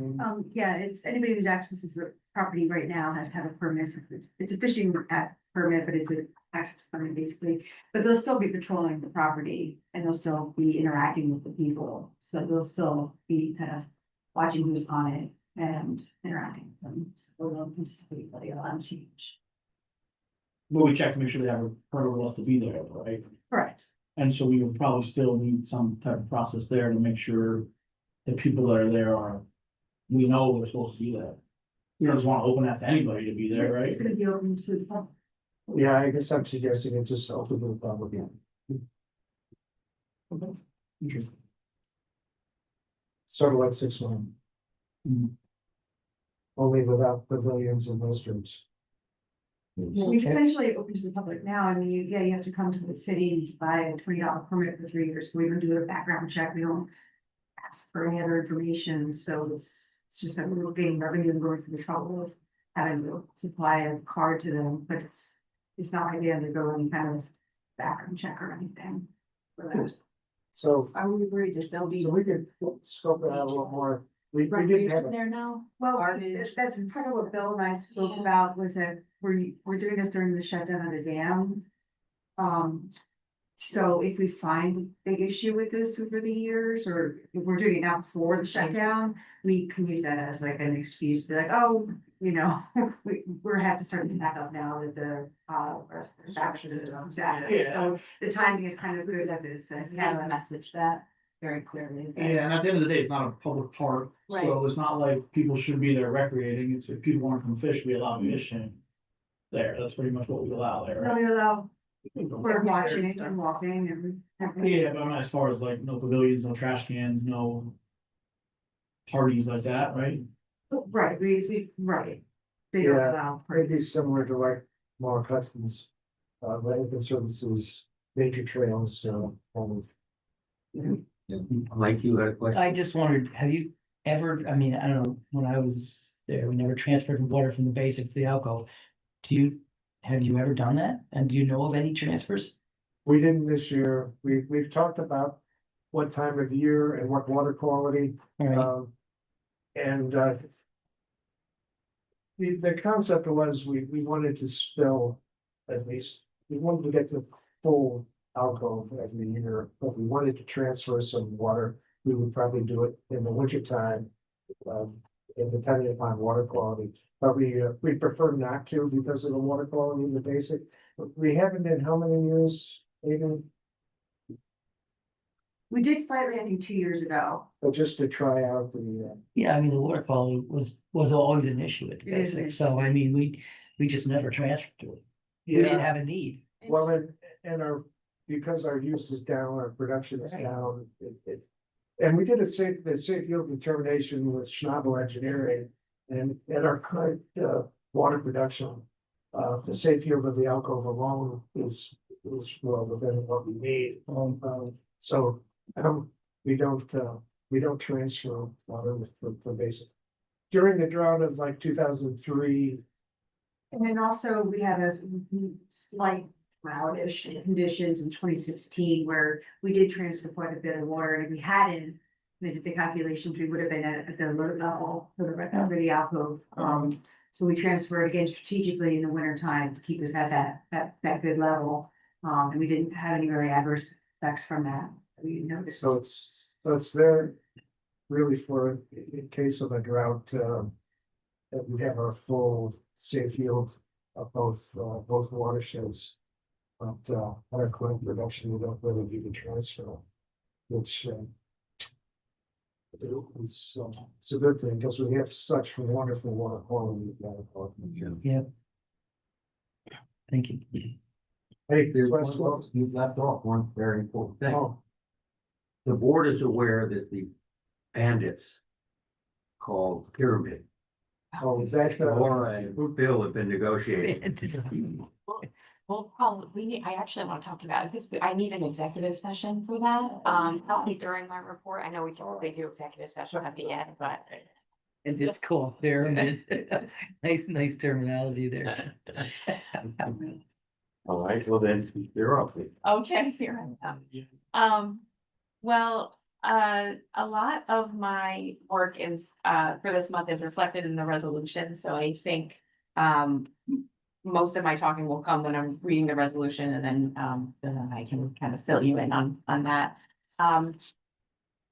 One of my items on my list is first prize. I don't have too much of an update on that. I've been working, with, the developer's attorney on an agreement, which I think I reported on last month. Haven't really moved the ball forward too far on that one this month, but, another, agreement that needs to be in place is a utility IMA, with the town of Colony. And so I've been playing a little bit of phone tag with their, council. So, not too much to report, probably something for April meeting on that. And then I would just ask for an executive session right now before we go into resolutions, because one of our items for a resolution will be discussed here, but the motion would be for an executive session for discussions regarding proposed pending or current litigation. I have a motion to approve. Second, all in favor? Aye. You gotta turn off the machine.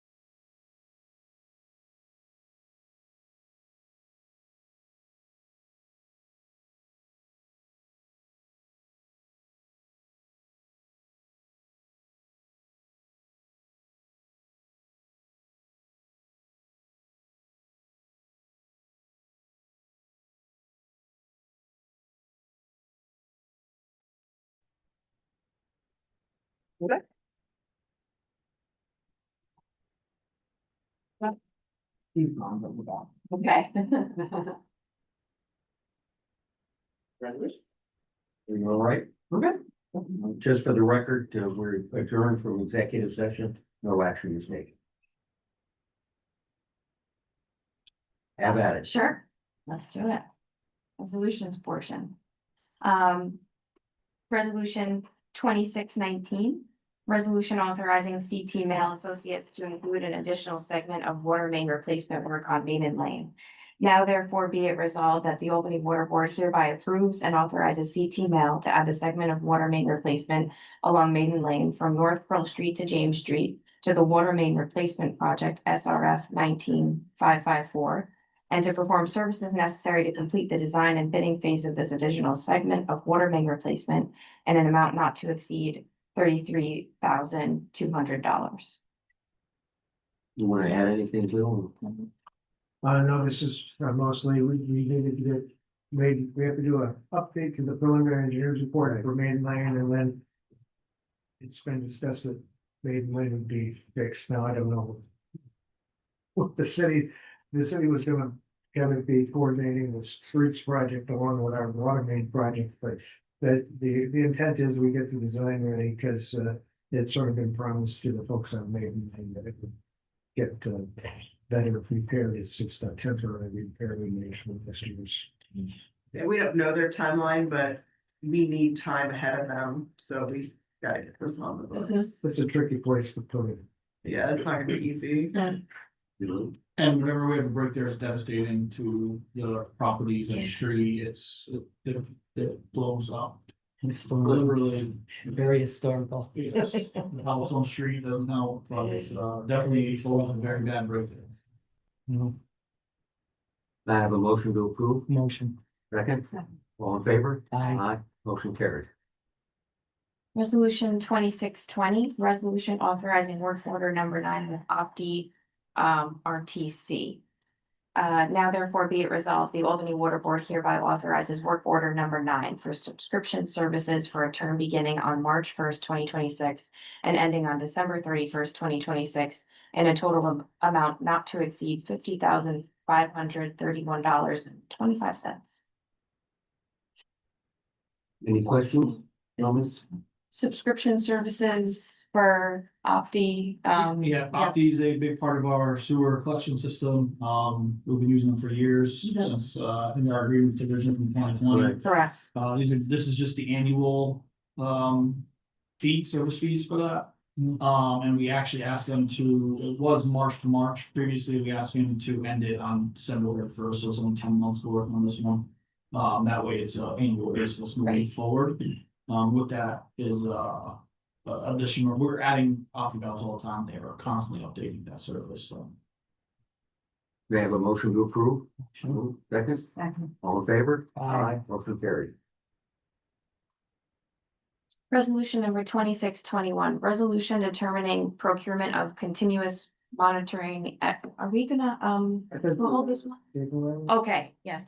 So I'll just briefly describe this and then we can, I'll make a recommendation to table it, but this is, another resolution regarding, Opti. I think it's also hardware and software, right? Okay. And this would be to designate the technology from Opti as a sole source. We received a sole source justification from Opti. We're just waiting on a contract from them. So what this resolution would do is to identify it as a sole source and then also award the contract to them. We're just waiting on a few figures from them to do that. Yeah, Okay. Still be in. Still be. well. Yeah, I think it's still. I believe it's still. I think it'd be an annual fee, but I think what we would be saying is, this is the entity that would provide, and so you wouldn't be entering into a contract every year. There might be some extensions, but I think that really, that's the reason why we want to see what their contract says, and we can give you better Yeah, and guidance on that. we didn't want to RFP it because it really, Opti is over the. Yes. Using now. Yeah, We really wouldn't be able to. And it's proprietary, and to change now would be a far greater expense right. than continuing service on. Right, so because we're waiting on the contract information, maybe we want a motion to just table this one and bring it back up. Do we need a for April. motion even? I think so. I No, think you just in case. just to table it. Okay, perfect. Add one. It was 21, right? Okay. Resolution number 2622, resolution authorizing chairman to execute easements and termination of existing easements, and this is at 60 Colvin Ave. Now therefore be it resolved that the Albany Water Board hereby authorizes the chairman to to execute all documents necessary and convenient to accept the water line easement and sanitary sewer easement as set forth in the easement agreement. And B, to terminate easements previously granted to the city by Armory Garage Inc. over grantor's property. We had, let's see, did we have an appendix with this one? Yes, we did. I don't know if we need to pull that up, but if we need some mapping or sort, maybe that would be helpful with us. Yeah, I don't know about the reference to Armory Garage, this is, further up the block from. Yeah, Yeah. this one, it's interesting because I think the easements that were identified by the developer were ones that have been granted by Armory Garage to the city in the past. The basket, maybe on that. Yeah, so that's why I sort of It's included on the it. other side of the entrance to Westland Hills, where the Army Garage had easements on that side. Yeah, this is more like, an easement that ran behind those properties in Lincoln Avenue. Yeah, okay, maybe with the amendment of and B, to terminate easements previously granted to the city. Yeah, there's Maybe say, you brought up the map there. yeah, Yeah, it's a little fun Yeah, to, it's the new building just to the south of the entrance to Westland Hills. It's Anthony Street is what they call that road. Going up to Westland Hills. there were some, as I understand, there were some easements that are no longer in use when the developer went through their title. And so we're hoping to just terminate those, file the termination at the county clerk's office and clean it up over there. But maybe what this resolution would say would just remove any reference to our garage. Okay.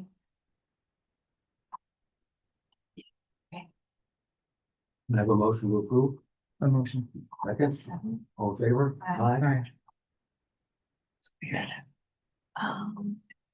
We just did 22. Okay, great. So, resolution number 2623, resolution authorizing billing adjustments to accounts for Cross Gates Commons. Now therefore be it resolved that the Albany Water Board hereby authorizes a billing adjustment to the accounts held by Cross Gates Commons in consideration and after the receipt of Cross Gates Commons payments to the Albany Water Board as follows. The first payment in the amount of $62,500 due on or before August 31st, 2026. And the second payment in the amount of $62,500 due on or before October 31st, 2026, for a total amount of $125,000. We discussed this. Right. Make a motion. approved. Second, all in favor? Aye. And thank you for getting it off Bill's desk. Put it together. Jeez. Resolution Congratulations. number 2624. We're gonna, are we skipping 25? Oh, no. 24 comes before 25. Holy cow. Resolution authorizing chairman to execute crossing agreement, Albany Road Solar LLC. Now therefore be it resolved that the Albany Water Board hereby authorizes the chairman to execute all documents necessary and convenient to grant crossing rights to Albany Road Solar LLC over the pipeline property, subject to council approval. This agreement is in the works with Albany Road Solar. Bill and I got on a call with the developer. I think the landowner attorney was there and their attorney, who assisted in securing the site plan approval for this solar project was also on the call because there was some confusion on what they wanted. Yes. Something they need to do with their title company. Yes. I think maybe what would help is the appendix in this one. It helped me to understand what was going on in that area. Okay, so I'll just get up to it. We're talking about this right here. So this is our pipeline property. And they're asking for a crossing agreement, right here.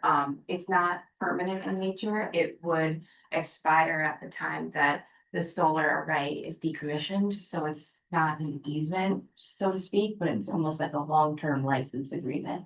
And as I understand it, that segment has historically been used for farming. Yeah, purposes. so it appears there are two entities involved. There's Yeah. a land acquisition by one party and a ground lease to the solar. So, So. Any questions? Give it, Motion to approve? make a motion. All in favor? Aye. Thanks. Resolution 2625, resolution to extend agreement with JB Tree Specialist. Now therefore be it resolved that the Albany Water Board hereby extends the term of the agreement for an additional one-year term, which will expire on December 31st, 2026. And B, authorizes either the chairman or the acting commissioner to execute a letter setting forth the extension, which shall become effective upon the counter signature of an authorized representative of JB Tree Specialist. Does this have room for extensions? Yeah, this is the first of 3-year possible. Good. And motion to approve? Motion. All in favor? Aye. Motion carried. Keep spending that money, I mean, that's good. Resolution number 2626, resolution approving change order FLG 01 Fiera Bush WFP Fluoridation General Gallo Construction Corp. for $22,051.81. Now therefore be it resolved that the Albany Water Board approves change order FLG 01 to the Fiera Bush Water Filtration Plant Fluoridation General Contract with Gallo Construction Corp., which includes the use of allowances totaling $24,200.91 and a credit totaling $22,051.81, resulting in a net decrease of $22,051.81. The new contract value is $1,220,248.19. The original contract completion date of December 15th, 2025 has been extended to June 15th, 2026. Any questions? Comments? No. The explanation was very clear. Motion to Make a approve. motion. Second, all in favor? Aye. Motion carried. Thank you. I have a note here that. Was the date change on there too? Yes. Okay, just June, making sure. June 15th? Yep. Okay. Just a note on the agenda that 26, 27 is gonna be held. Are we still good to hold that? the spring electrics, Why are we holding it? I don't know. I don't know. It says hold on the. No, I have it right here, but I. Error, I just did, sorry. Okay. Oh, okay. All that is, No it's actually a date change in allowance spend. There is no change in contract value on that one, just so you're aware. Okay, great. Don't hold. Don't hold, Don't keep hold. going. Okay, great. There's no hold. There's no holding. Okay, resolution number 2627, resolution approving change order FLE 01 Fiera Bush Water Filtration Plant Fluoridation Electrical, Spring Electric contract completion date. Now therefore be it resolved that the Albany Water Board approves change order FLE 01 to the Fiera Bush Water Filtration Plant Fluoridation Electrical contract with Spring Electric, which includes the use of allowances totaling $7,200 and resulting in no change to the original contract amount of $90,000. The original contract completion date of December 15th, 2025 has been extended to June 15th, 2026. Have a motion to approve? Motion. Second, all in favor? Aye. Resolution number 2628, resolution authorizing disbursement to Cerity Partners for quarterly investment advisory services in the amount of $2,500. Now therefore be it resolved that the Albany Water Board authorizes payment to Cerity Partners in the amount of $2,500 for quarterly investment advisory services for the periods of January 1st, 2026 through March 31st, 2026, as annexed here to as Appendix A. Have a motion to approve? Motion. Second, all in favor? Aye. I have a question. Who signs the check? Treasurer. Huh? The treasurer? Okay. Anthony. Okay. Okay. secretary, because when I was secretary, I signed that. Never did change it to, I don't know if there's a rule. I don't know. I don't know the answer So, to that. yeah, we need to discuss. That's part of the Part of it. policy. Part of it. We'll know next month. Okay, good. Do we have any reason for an executive session, Bill? Any new business? No, thank goodness. All right. Can I have a motion to adjourn? So move. Second, all in favor? Aye. Long meeting, but thank you all very much. Good meeting. Yes. Very good. Have a great day, everyone. Bye. Those dates, Thank you. my number.